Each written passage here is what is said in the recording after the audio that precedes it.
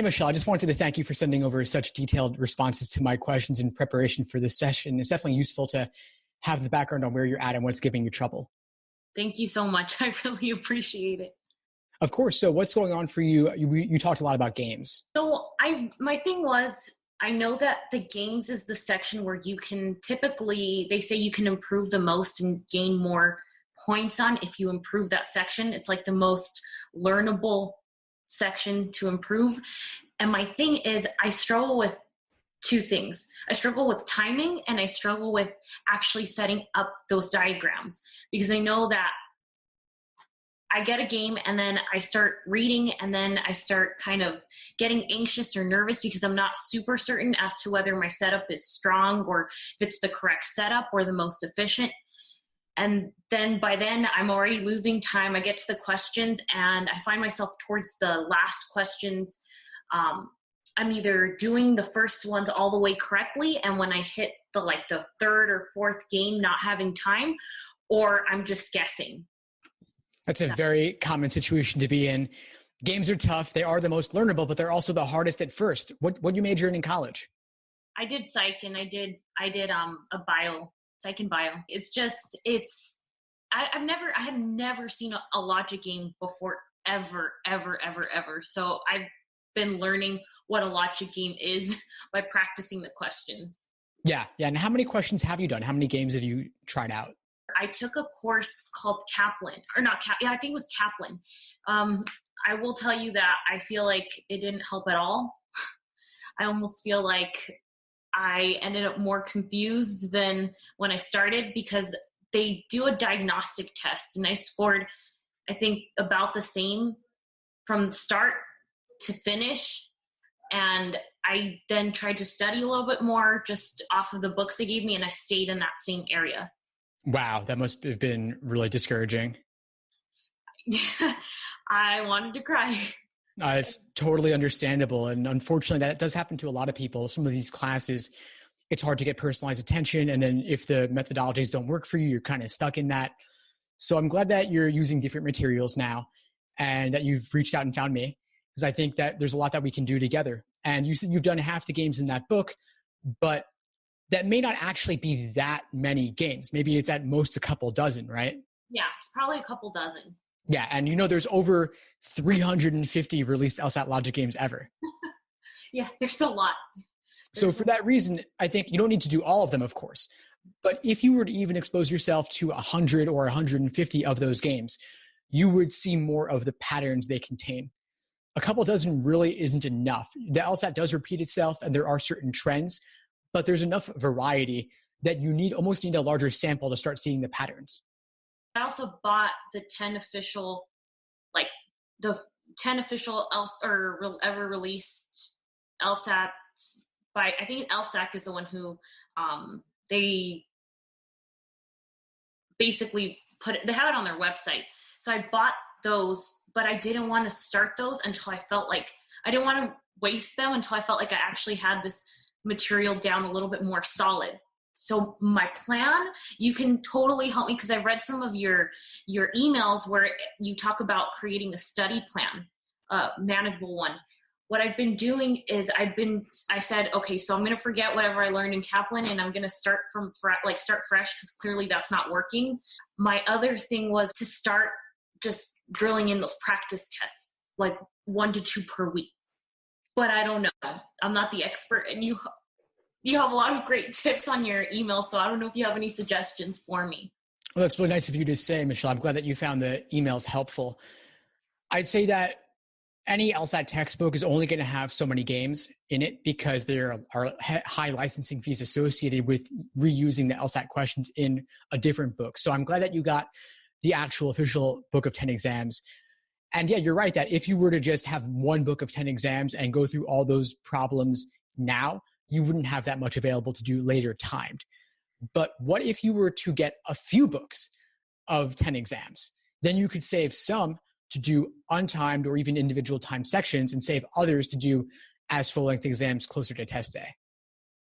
Which ones would you recommend? Because I saw there's a list. They go up to 6 series. So there's a ton. There's up there, and I'm pretty sure there's a lot of previously released, I just can't remember the exact number of released LSAT exams that they call now for practice. I'm assuming that I don't know what that number is really. Like which ones are the best ones to leave for, once I feel like the material's solid, and which ones to utilize as practice to study with. This is actually a particular interest of mine. So I'm glad that you raised this question. One of my favorite things to do, and one of the most popular things I have, are my LSAT study schedules. As you said, I have some emails about them as well, but basically I break it down so that I'm telling you, read these pages in this LSAT textbook, then read these articles on my site that break it down more simply, then complete these exact practice problems. And so you're wondering, well, which practice problems should I do? And so I tell you in the schedules, so you can check it out for all the details. But to summarize it, I'll say, if you're taking the LSAT, in June or July? The goal would be July, but I am also scared because the format's changing, so it's different than what I'm practicing.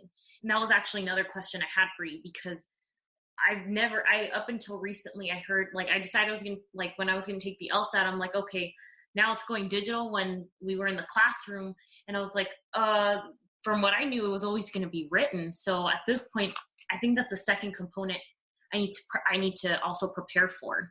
Yeah, definitely. Great question. We'll get to both of those. So the first part is you're taking in July. That means you've got about 3.5 months. So you have enough time to do a couple dozen exams. I'd say start with exams 52 to 61 to build your foundation untimed. Then you could do 62 to 71 and 72 to 81 and then 82 to 86.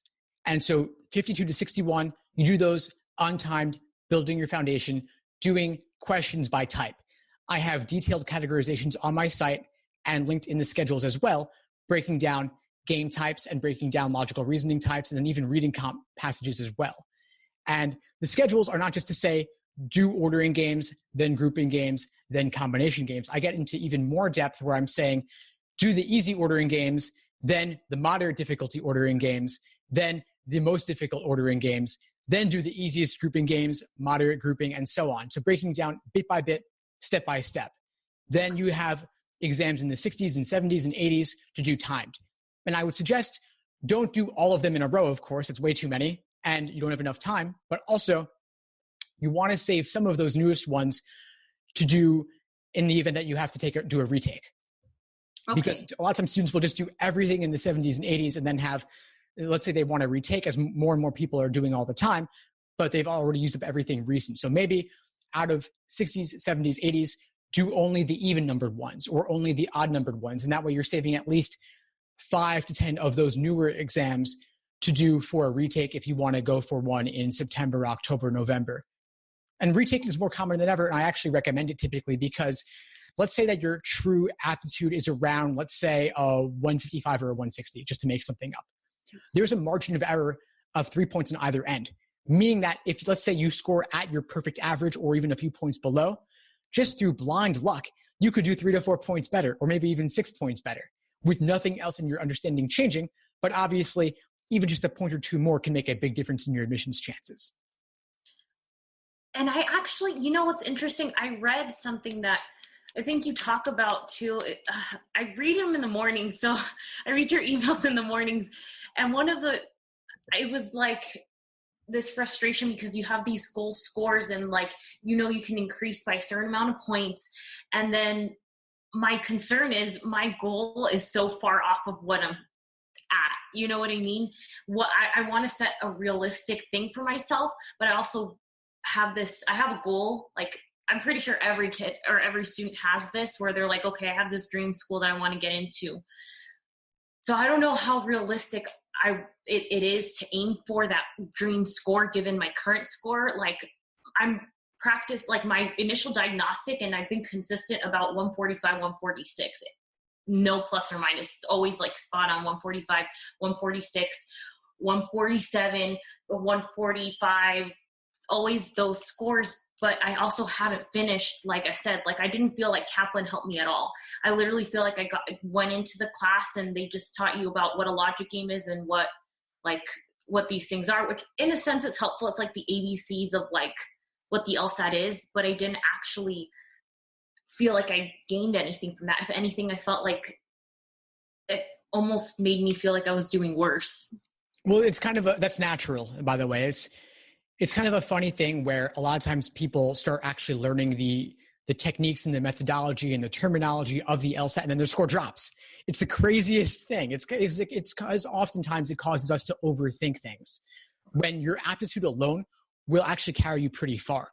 What happens though is on the tougher questions, things fall apart if you don't have a technique or strategy in mind. And then there's also the fact that you might have conflicting methodologies if you're using multiple systems, so you're not really sure how to go about it. And then there's the other thing where maybe untimed, you could do pretty well, but when you introduce the timing, things fall apart. Does that happen to you?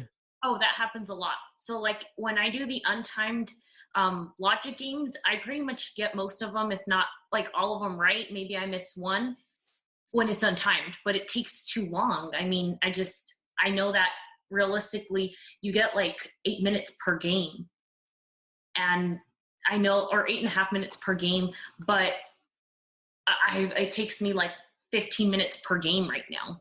And that's 15 times 4. That's like an hour. I have to cut it by half hardcore. Of course. But the good news is that you do have time. And you said, how far can I improve in a certain period of time? Well, as we're talking now, you've got 3.5 months till July. And that is plenty of time, given that you're not starting from scratch. You already have some foundation. And especially since you haven't really improved at all yet, even though you did Kaplan, that means that there is plenty of room. Okay. Everybody improves somewhat just through gaining familiarity with the exam. So my guess here is, and tell me if I'm wrong, that maybe there's a certain degree of overthinking and overcategorization going on with this stuff. I definitely agree. I definitely agree. And that's why I've been approaching this when I'm like, okay, nothing's working from that system. I'm throwing it away. I'm not using any of it. I'm starting from scratch.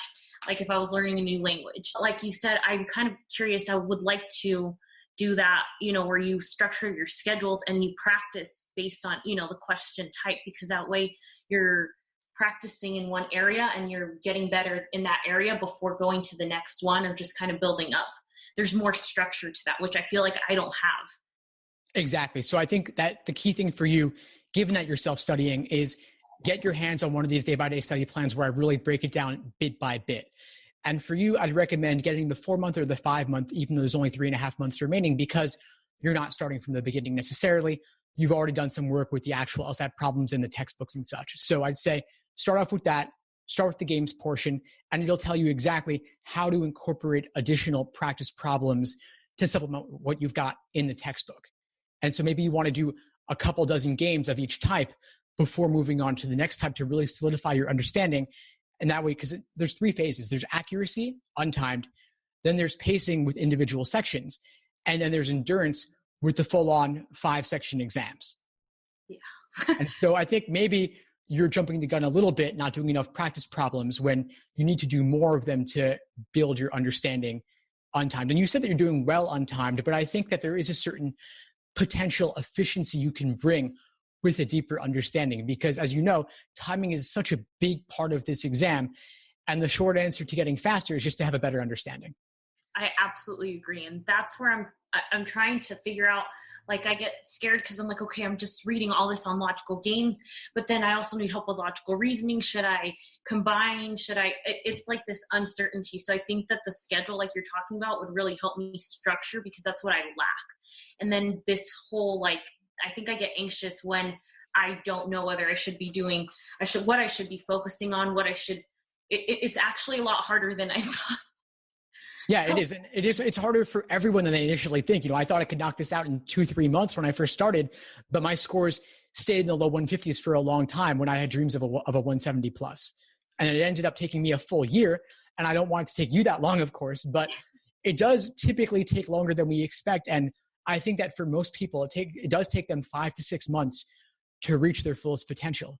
Now you've got 3.5 remaining, but you've also been studying for a while. So I think that collectively you could have enough time to be good for July. Another thing too would be, I consider taking it July and then just already telling myself, okay, I'm retaking it October. And that if I take it in July, and I do well, great job. I'm going to give it my absolute all, but I'm not going to stop studying so that I still take it in October. And if I love my score, absolutely fantastic. And if not, October is like, but at the same, because I'm not, I don't want to put a timeline. My goal is 172 actually, or I would, and that's really high given what I've been doing as my diagnostic. You know what I mean? It's a really high jump. So that means there might be a lot more in my process that I need to do to get to that score, which for me, I'd rather put in the time now, because I think from the research I've done, the higher you get on that score, I think it pays off, especially in law school. It does. There's documentation of this, and a single point on the Lsat could be another $4,000 in value. And if you think about the ROI on that over the course of your entire career being leveled up in that way, it's huge. I mean, getting more scholarship money, $5,000, $10,000 a year, even getting a full ride or getting into a better law school, 170 if you want a top 14, that's not out of reach. And it does take a tremendous amount of work. It does take giving it your all. And I'm glad to hear that you're thinking about doing October as well. It's funny. I had an LSAT meetup the other night here in New York, and there was a guy there who was taking the March LSAT, and he had some anxiety and nerves about it, which is natural, of course. It happens to everybody. And so I said to him, would it kill you to pay the registration fee for June or July now, even if you might not take it, just to have the peace of mind knowing that this is not the only LSAT you have in front of you? Because, of course, while the LSAT itself in general is extremely important, no one particular test date is extremely important, especially since law schools do not average multiple LSAT scores. You can retake, and they'll take you with the best one you have. Yeah, that's definitely, for me, I felt like that makes me study with more desire, because I'm not saying this is the only exam I could ever take. I know if I did that, that gives me this anxiety, like you mentioned, that he had, because that's given. I want to make sure I give it my absolute all, but that I also don't go in thinking this is it. If I don't do it now, I'm done. And I know that can also inhibit I feel like it can inhibit my actual scores or my success in exams. So I want to make sure like I'm realistic too, because going from a 145 to a 170, but I also feel like I need to take the July exam. So at least I know in those conditions where I'm at and what, kind of like a midpoint, because essentially October is still early enough to do an application. And it would have been, I want to make sure I'm taking care of what I need to take care of, because really my dream school is UCLA, and you don't get in with anything below, I think, 170. Yeah, that's true. I mean, you could, depending on your GPA, maybe, but obviously a 170 plus will definitely improve your odds and any potential scholarship money that might come along with it. But it sounds like, honestly, you're giving it your all. You're giving it the time that it deserves. How many hours are you looking to put in per week?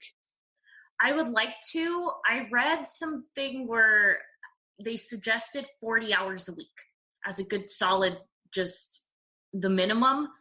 I also have to do, I do part-time work. So I tutor kids in the evenings and I dog walk just to live.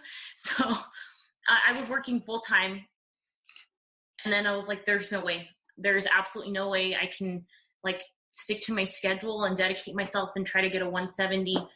Maybe other people can. I was just realistic with myself. I have other things that with my health and stuff that I have to take care of. So my best hours of the day between 11 or even 10 or 11 up until 8 o'clock. Anything after that, I start going downhill. And I think most people are like that.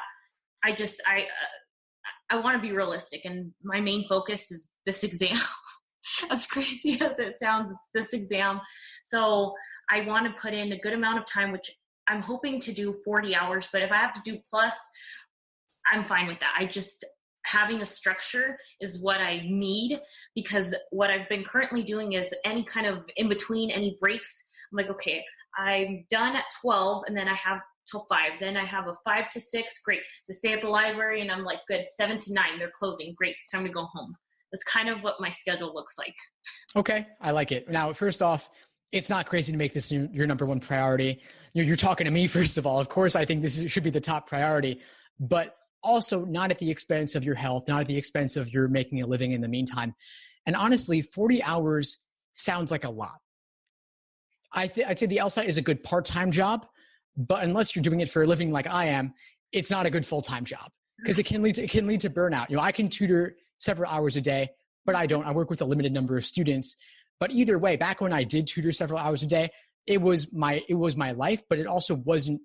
I didn't have the same level of personal investment in it because, of course, I can never care more about the result than my students do, right? Ultimately it's your life and it's about what you do on your end outside of our coaching sessions. But what I can say is that given that you're working part-time, you do have more time available to you for studying than most people do. So I can lay out for you what I consider to be an ideal but kind of boring LSAT studying lifestyle that lets you maximize your LSAT focus, but still keep everything else solid. So let's say you wake up anywhere from what time do you wake up typically? Realistically, I wake up about 7:30. 7:30 is I should be waking up earlier, but it takes me time. I wake up, I make coffee, I eat breakfast, and then it still takes me some time to kind of be okay. That is okay. That is normal. And believe me, 7:30 is pretty good for someone who's not working an office job. Yeah. And it's not too far off from the sunrise, right? Yeah, it's true. No, that's great. So let's say you do all your getting ready morning stuff by, let's say 9:30, 10, you're ready to go. Mm-hmm. And you said 11 is like a good starting point for you. So let's even say 11. 11's okay. Let's say you study and you ate breakfast already, so you don't need to have an early lunch. But let's say you study from 11 to 1:30 or 11 to 2. That's a good 3-hour block. You incorporate a few breaks here and there throughout that 3-hour block, maybe 5 minutes here, 10 minutes there. It's all good. You take a break for lunch at 1:30, 2 o'clock, maybe 30 minutes, maybe 45 minutes. You go for a walk if the weather is good. Now, I guess in California, it's always good, right? So you have that as your benefit. So you got that. Then you come back to studying, let's say at 2:30, 3 o'clock. You do another 3 hours till 6. That's enough. That's fine. That's 5.5, 6 hours in a day. That's all you really need. Any more than that could lead to burnout, especially if you're doing this 5 or more days per week. I would also definitely recommend incorporating some off days. Typically in my schedules, I'll include 2 off days per week, maybe sometimes 3, especially when you're doing full length exams. And then in the evening, you have dinner, you see friends and family, you relax, you watch some TV, you take a hot bath. It's all good. You wake up the next day and restart. And what does your studying involve? Those 3 phases: accuracy, untimed, pacing, individual sections, then endurance. You also, of course, want to incorporate review of weak areas, review of every exam and section that you do. Oh, I like that. I started making a mistake journal. That's the only thing that I got out of Kaplan. The instructor, I went to her and I asked her, I was like, hey, so when you took it, what did you do? And she's like, I didn't take Kaplan. So her first answer was like, I didn't take Kaplan, but I did make a mistake journal. So, I mean, that might help. That way you're able to see what your mistakes. And that was another question I had. I know we have like 5 minutes, but I feel like when I get into Kaplan, when I get into my mistake journal, I don't know how much is too in depth with like writing up, because it's a lot of time that I'm putting into like for like a question that's a mistake. But then at the same time, what's too much? Like, is there no such thing as too much because I got it wrong and I really need to get it? That's an excellent question. I'm glad you raised it, because the review process is really the most important aspect of studying, and it's too often overlooked. Now, mistake journal is great, but I'd go beyond that. Not just your mistakes, but everything that gives you trouble, everything you have difficulty with, anything at all that you're confused by. So the mistakes are, I think of them as what you got wrong. But then there are also the questions where you were oftentimes down to 2 and you guess, and you only focus on the ones you got wrong, but there's still all those other ones you got right and you just got lucky. So if you consider those as well, you may actually double the number of questions that you have the opportunity to review and the opportunity to learn from. The real value in doing problems is in finding the areas that give you the most trouble so that you can hone in on those. And then, yes, keep a journal, keep a running list of everything you've ever had difficulty with. And then when you're writing out your explanations, you asked, how much is too much? Is there a such thing as too much? It's a great question as well. And I'd say there really isn't a such thing as too much if you articulating your thought process and where you went wrong. You want to look at every single answer choice that tempted you that was wrong and figure out what was tempting about it and what ultimately made it wrong. And then on the flip side, for the right answer choice, what pushed you away from it? What discouraged you from it? But what ultimately makes it right? And then, of course, if your issue was with the stimulus and not with the question stem, not with the answer choices, or maybe with the question stem instead, you want to look at what in the stimulus was confusing. How did they increase the difficulty level of what was happening in the stimulus? Or maybe if the question stem was worded in an unfamiliar or confusing way, what was the key word or key phrase in that question stem that you misunderstood? And how does it actually relate to a more familiar question stem type? It's a good observation. I did not think of that like that. So I really appreciate that. That's a great tip. Yeah, of course. This is what I would recommend for pretty much anybody who's looking to learn from their mistakes, which is really, I think, again, the most important aspect of your prep. Now, obviously, if you write out your own thought process for every single question you ever have trouble with, that'll take forever, especially if you're getting a lot of questions wrong or having trouble with a lot of questions. And so what I would say is maybe pick a handful of the most difficult questions giving you trouble and focusing on those. Okay. And at the same time, maybe you want to reduce the number of questions you're completing so that you can review in more depth. A lot of times students will do 2-3 timed exams a week worth of material, and there's not really enough time to do all those exams and to review them all in sufficient depth and work on your weak areas and review foundational materials. It becomes too much, even if you're looking to do 30, 40 hours a week. And again, based on what I laid out for you, I think that 6 hours a day, 5 days a week, with some breaks in the middle if possible, is the most I would recommend. And so if that requires doing fewer exams, fewer practice problems, that's totally fine. So in this case, it's, I'm looking towards actually looking into your schedules, because I've seen that, you have different options for schedules.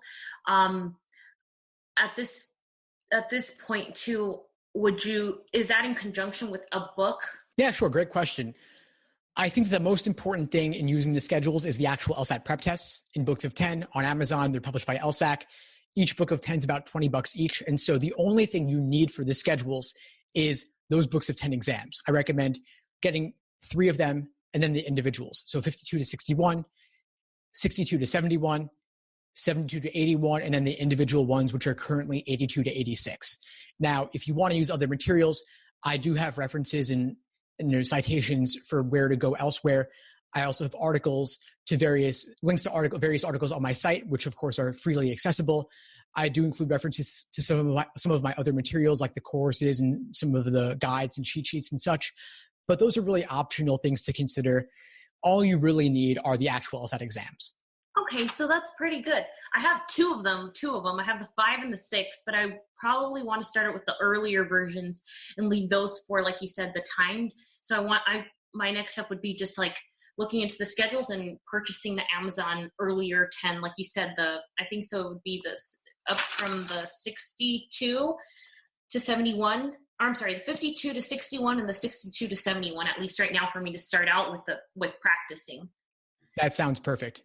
I really appreciate your help. You've been awesome. Thank you so much. Of course, Michelle. It's my absolute pleasure. Is there anything else you would need to feel complete for today to know what to do going forward? No, it was super helpful, because I feel like now I have a plan for how to structure the rest of my studying a little bit more efficiently for the following. It could be anywhere from 3.5 to all the way till October, which would be 5-6 months at this point. But I feel better. I feel better. I lacked a lot. I lacked any kind of ideas with structure. So that's why I super appreciate having had this meeting with you. I'm really happy to hear that. That's why I do this sort of thing. What would you say is the biggest insight that you got from our session today? Definitely learning that I can still survive and actually get this, tackle this with a structured schedule and still have a life. Because I get a lot of feedback from family members who are like, oh, I guess to do well, you should be studying 8 to 10 hours. You have to stay inside your house all day, every single day. It's hard to do that too when you want to do part-time work and you kind of have to survive. And also, like you said, the whole burnout. But I think that 6 hours a day and having like one or maybe two like off days helps me feel like, okay, I can do this, and I can structure my schedule, and I can do this. I'm going to put a lot of work, but it's doable. It's manageable. It is. And you're in the fortunate position to be able to study full time or close to it. And so I think that you're definitely maximizing your odds to gain that significant score increase. It's not without, like I said, scary to do so, because I had to quit my job, and now I'm, living off of savings and living off of my extra side cash, like I said, tutoring and dog walking. But I think it's worth it, because I was in a 40-hour job where it was horrible, and my mind was racing at 100 miles per hour, 8 hours a day, a 2-hour commute. So I really I wasn't grasping anything effectively. And this is my first priority. So. Yeah. Well, I'm glad it's your first priority. The people who do the best on this, like I said, they do tend to make it their number one mission and focus. So I think that given your commitment to this and investing yourself in the process, you'll be in a better position to improve your score than most. And I look forward to seeing how you progress along the way. I want you to keep in touch with me and let me know if you need anything at all as you move forward with your prep. Thank you so much. I will definitely reach out to you, because I'm going to pick a schedule that I think your 5-month schedule or 6-month schedule sounds really good to me. Perfect. Well, keep in touch as you move forward. Again, I'm happy to help however I can. Thank you so much. I really appreciate it. Thanks for tuning into the show. Please subscribe if you haven't done so already to be notified of new episodes as I release them. And feel free to reach out if you need anything at all as you move forward with your prep. I'm happy to help however I can. In the meantime, I'll wish you all the best and take care.